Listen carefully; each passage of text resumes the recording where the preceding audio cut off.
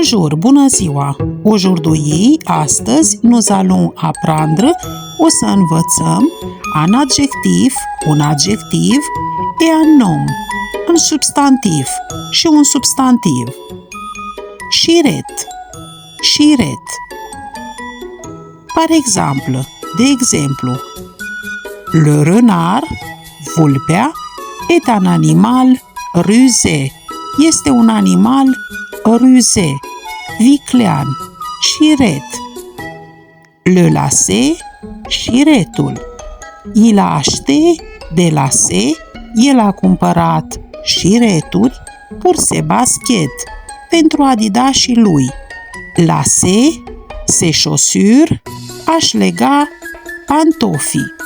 Il lace ses chaussures, el își leagă șireturile de la pantofi sau el își leagă pantofii. Donnez d'autres exemples. Dați alte exemple avec ces mots, cu aceste cuvinte.